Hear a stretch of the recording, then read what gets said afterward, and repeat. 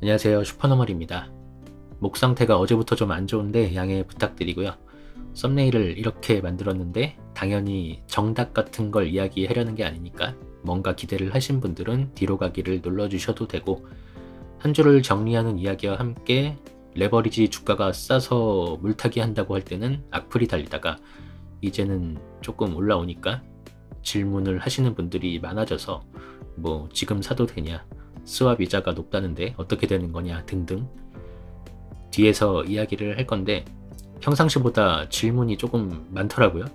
아예 없을 때가 많은데 물어보시는 분들이 많아서, 그래서 보면서 저도 저의 부족함을 많이 느끼는데 정말 준비 없이 투자를 하는 분들이 많구나 라는 생각을 했고, 그리고 돈 있으면 유튜브를 안 하지 하면서 얘가 말하는 게 다가 아니다 라는 댓글도 있었는데, 맞는 말이죠. 맞는 말인데, 이런 말을 하면 구독자가 떨어져 나갈지도 모르는데 저는 영상을 봐주시는 분들이 돈을 벌게 해줄 수 있는 사람이 아니거든요.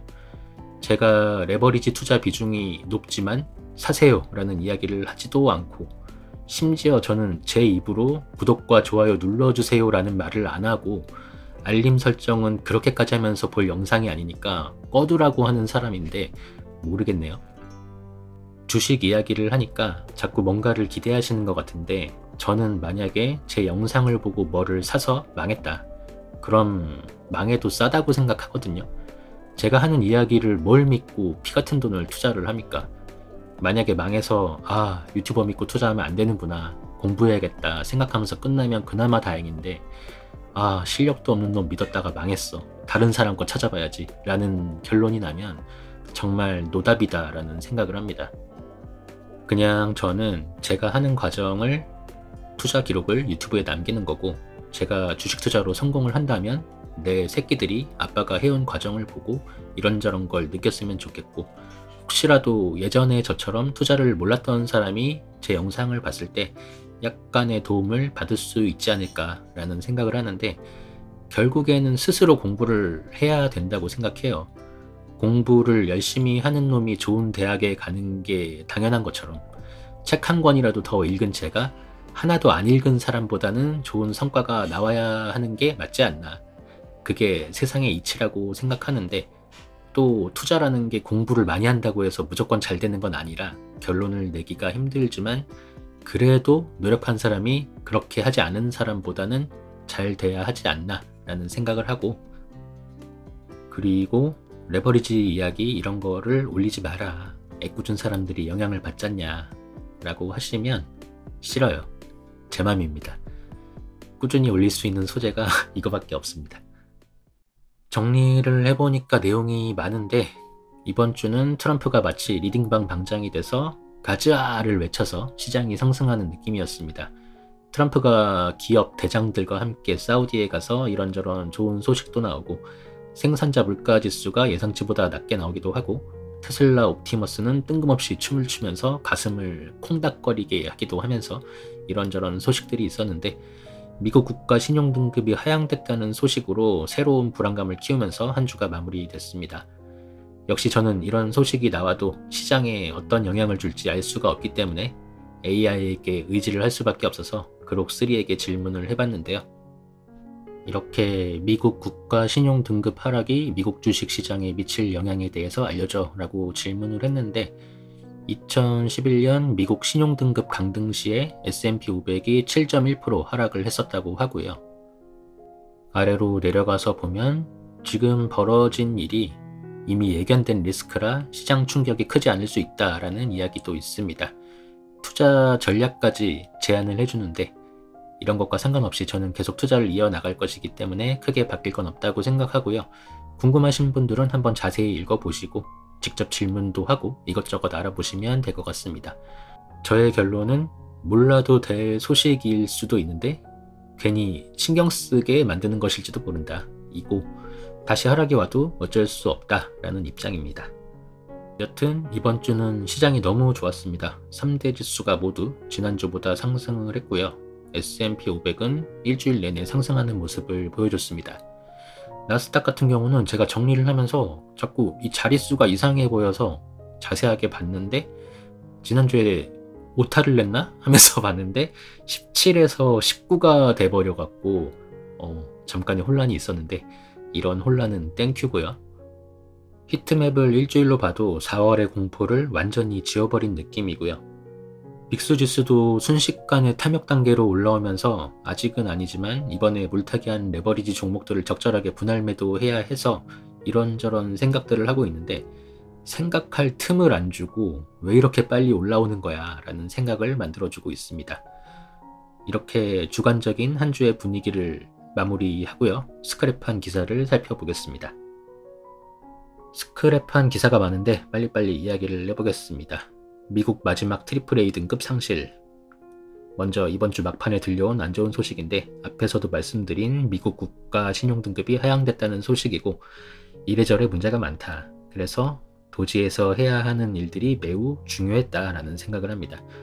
미국 주식에 투자를 하는 입장에서는 인생을 미국의 지속된 번영에 베팅한 것이기 때문에 별탈 없이 잘 해결됐으면 좋겠다라는 생각을 하고요. 다음으로 미국 중국 관세전쟁 멈췄다. 우리를 월요일이 되기 전부터 설레이게 했던 소식인데 미국과 중국의 협상이 타결됐는데 이것도 조금만 자세히 보면 완전히 해결된 게 아니고 90일 유예라서 또 무슨 폭탄이 어떻게 터질지 모른다고 생각을 하고요. 저는 신용 등급이 하향됐다는 소식보다 이게 더 불안 요소가 아닐까라는 생각을 합니다.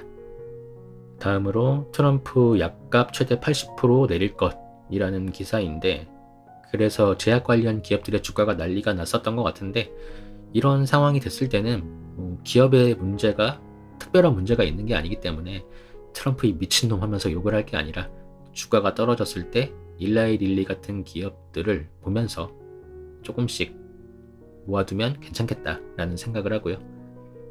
그리고 트럼프 빈살만 에너지 국방 자원 등 전략적 협정.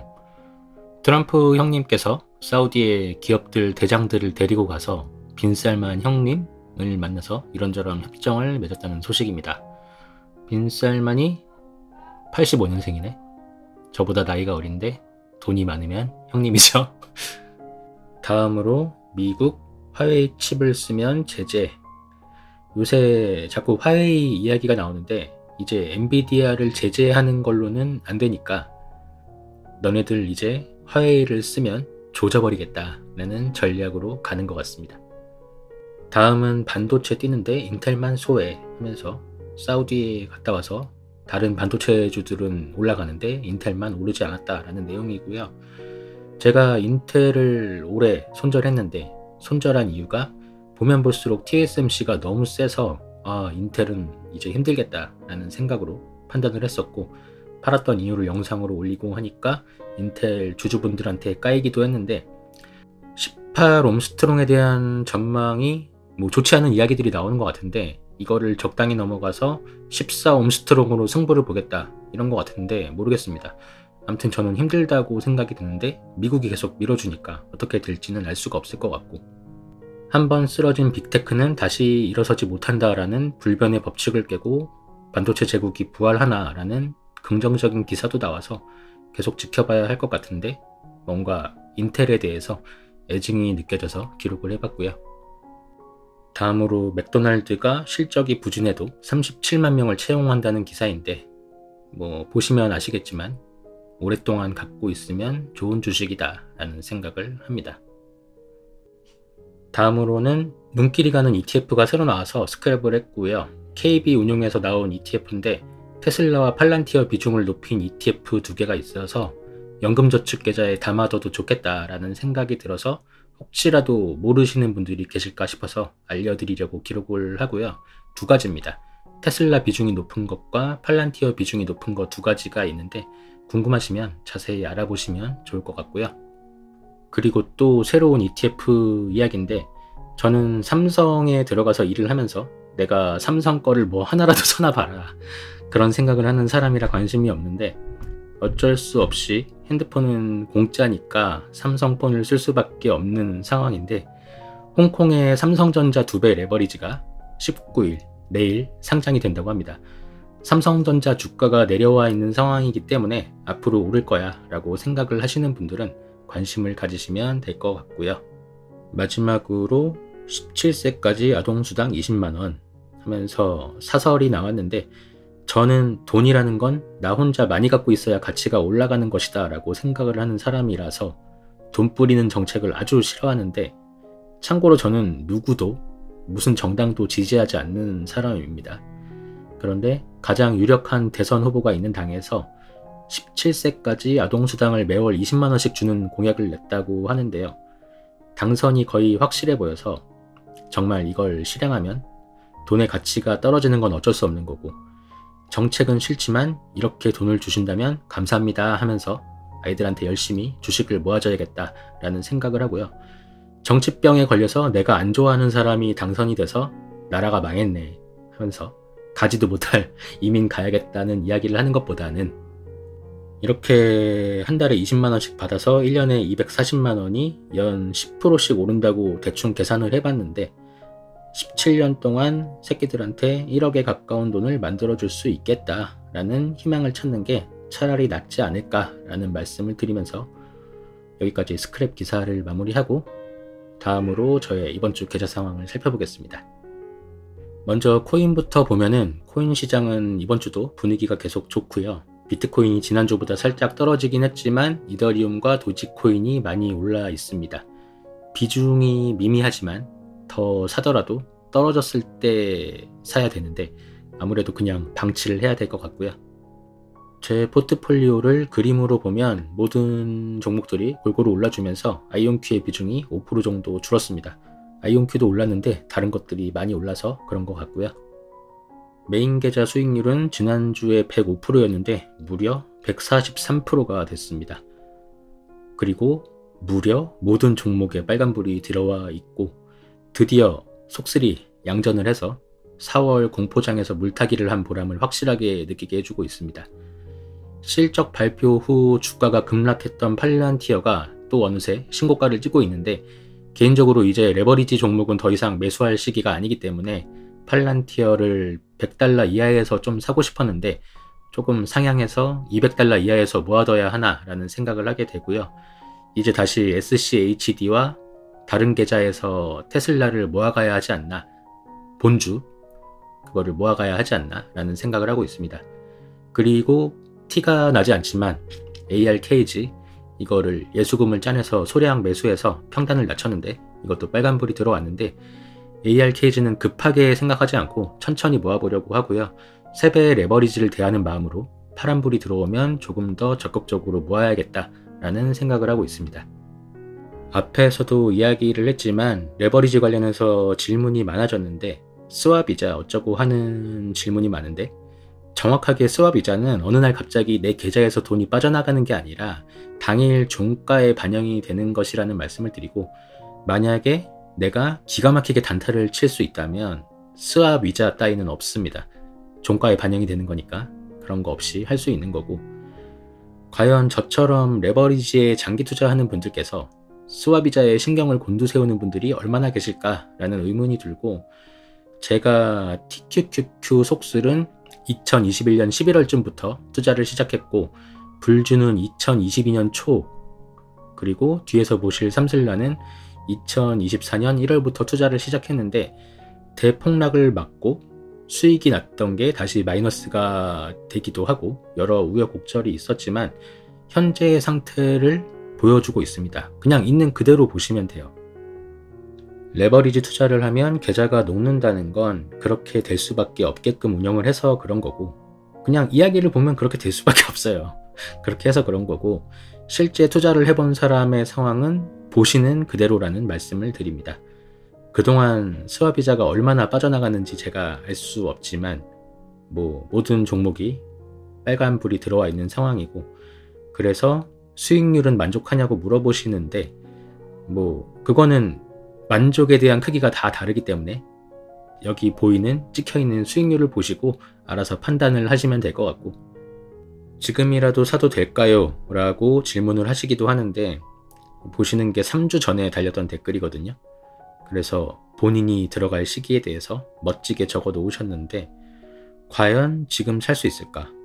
속슬 같은 경우는 2배 반이 올랐는데 과연 살 수 있을까? 라는 생각을 하고, 지금이라도 사도 되냐는 질문에는 답변을 드릴 수가 없습니다.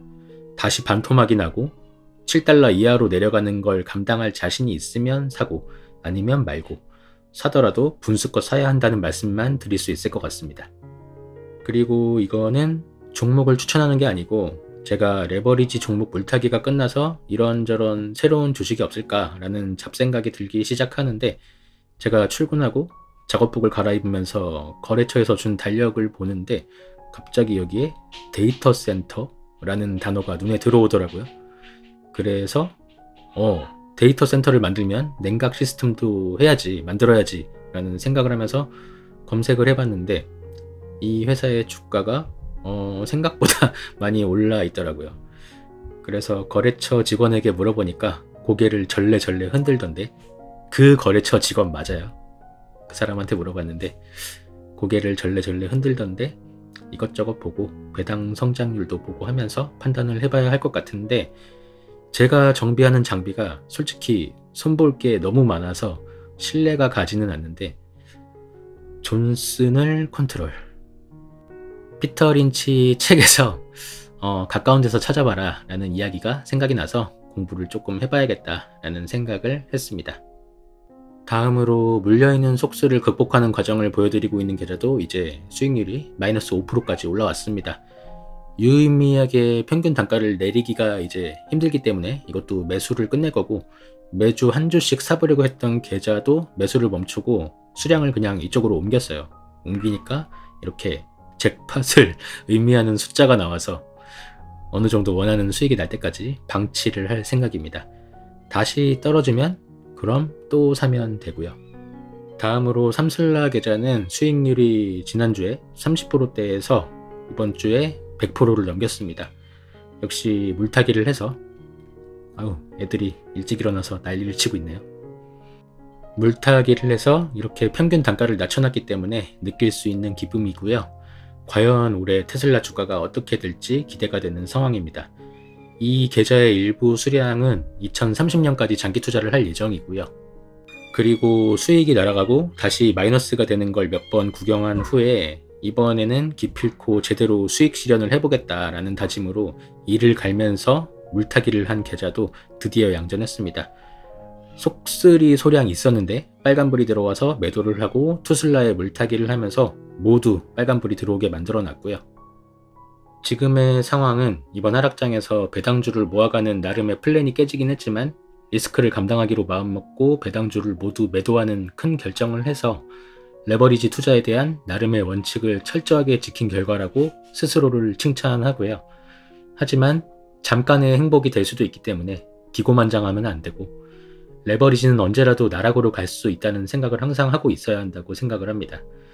이러다가 비아냥의 소재가 되는 건 한순간이라는 걸 누구보다 잘 알고 있기 때문에 지금의 상승에 큰 의미를 두고 있지 않고 이제부터 잘 버텨서 수익을 극대화하는 게 진정한 기술이라고 생각을 하고 있습니다. 마지막인데요. 오늘 내용이 너무 긴데 여기까지 보시는 분이 계실라나 모르겠네. 감사드리고 테슬라 전용 계좌도 드디어 양전을 했고요. 지난주에 본주와 투슬라가 모두 마이너스 16%대의 수익률을 기록하고 있었는데, 본주보다 투슬라 물타기에 집중을 했기 때문에 투슬라가 더 빨리 양전한 모습을 보이고 있습니다. 그래서 레버리지 투자하면 계좌가 녹는다는 말이 맞기는 맞지만 어떻게 하느냐에 따라 다르다는 걸 다시 한번 확인시켜 드리고요. 그리고 공부를 안 해도 되는 투자의 예로 보여드리는 연금저축계좌의 수익률도 많이 올랐는데, 유튜브 수익이 며칠 있으면 들어오는데 그때까지 이 파란불이 유지가 되어야 할 텐데 자꾸 저를 불안하게 하고 있습니다. 여기에 추가해서 앞에 기사 스크랩에서 말씀드린 리세 ETF를 추가하는 걸 고려 중인데요. 이제 이 연금저축계좌는 제가 노동으로 버는 돈이 아니라 유튜브랑 블로그에서 들어오는 현재로서는 너무 미미한 수익으로 입금을 하고 있는데, 투자 금액을 늘리기 위해서 열심히 노력을 해야겠다라는 일종의 동기부여를 해주는 계좌입니다. 연금저축계좌의 투자금이 늘어난다는 건 유튜브나 블로그 수익이 늘어난다는 뜻이 되겠죠. 계좌들을 보면 정말 언제 그랬어 라는 것처럼 시장의 분위기가 너무 좋아졌고 계좌의 상태도 좋아졌는데, 장기 투자의 길은 쉽지가 않습니다. 또 어떤 이벤트들이 일어날지 모르지만 지금만 그런 게 아니라 예전에도 그랬고 앞으로도 그럴 것이라고 생각하고, 오랫동안 투자를 하려면 강력한 멘탈을 세팅하는 게 가장 중요한 것 같다는 말씀을 드리면서 오늘의 이야기를 마무리하겠습니다. 저와 여러분이 내가 원할 때 좋아하는 것을 사랑하는 사람과 함께 하고 싶은 만큼 오랫동안 할 수 있게 되기를 응원하겠습니다. 건강하고 행복하게 또 만나요.